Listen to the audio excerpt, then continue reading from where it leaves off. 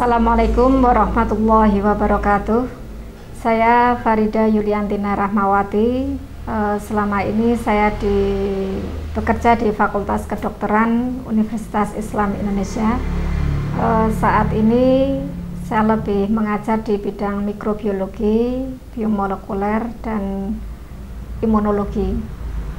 Mungkin ada yang sedikit yang bisa saya sampaikan pada wanita dan ibu-ibu yang ada di manapun berada.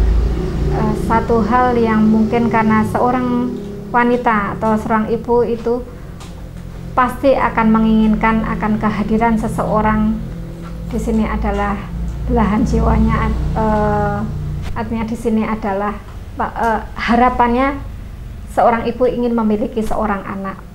Nah, saya berharap bahwa anak-anak yang dilahirkan dari wanita, khususnya di sini adalah wanita muslim, itu terbentuk generasi-generasi yang unggul. Nah, untuk bisa membentuk generasi yang unggul itu perlu beberapa hal yang diperhatikan.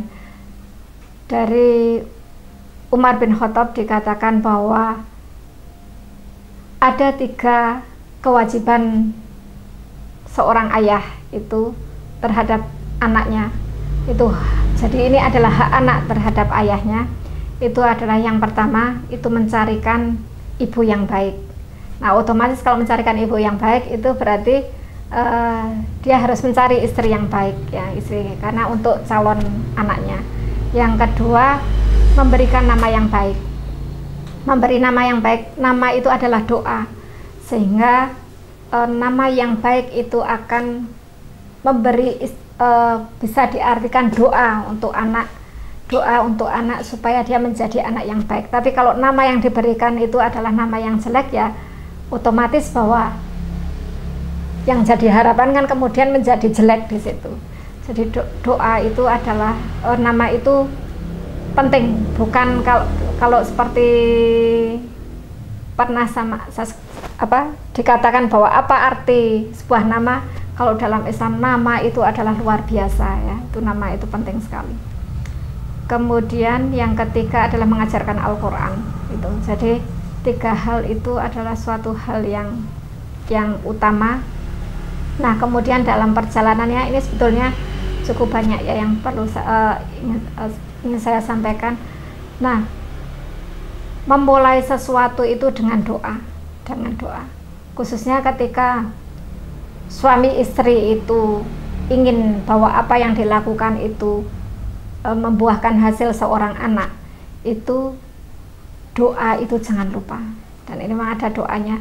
Ketika suami istri yang melakukan hubungan suami istri tapi tidak diikuti dengan doa, itu di situ setan sudah istilahnya sudah bersorak gembira, ya, karena dia sudah mendapatkan jatahnya, gampangnya gitu. Jadi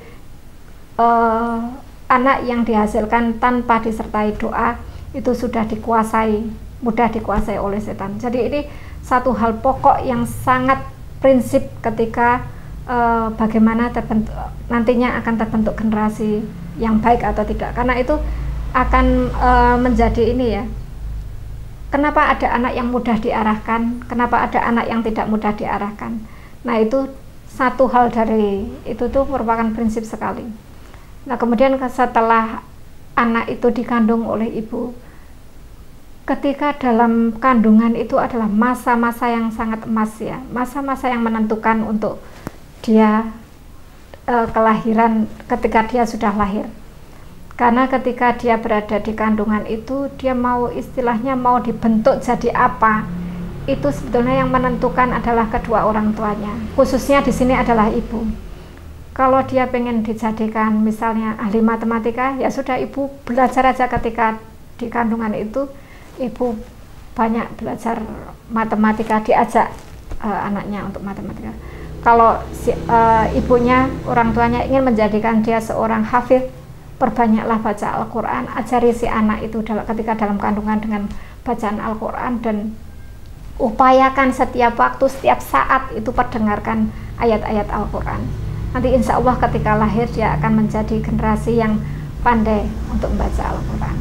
Dan ini saya sudah melihat buktinya. Ada yang, ya saya sendiri sebetulnya sudah menerapkan prinsip-prinsip ini, tapi belum semaksimal yang saya lihat karena mungkin keterbatasan, pada itu keterbatasan apa ya, kalau sekarang kan sudah banyak sekali ya untuk audiovisual itu, yang misalnya kaset-kaset yang bagus untuk diperdengarkan itu untuk saat ini tuh luar biasa banyak. Nah ini mungkin itu ya, di samping bahwa pada saat kehamilan itu adalah gizi untuk anak itu masa emas antara 0 sampai 5-6 tahun ini masa emas untuk gizi, yang karena merupakan masa-masa perkembangan otaknya.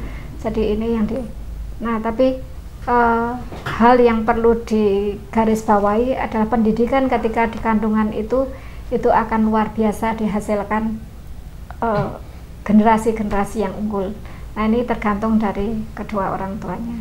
Nah setelah itu, setelah lahir ya sudah barang tentu kita harus mendidiknya dengan pendidikan yang baik dan terutama dengan pendidikan Al-Quran.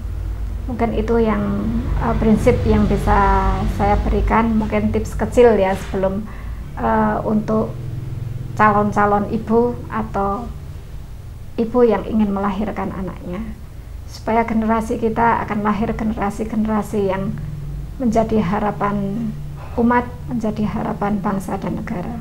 Assalamualaikum warahmatullahi wabarakatuh.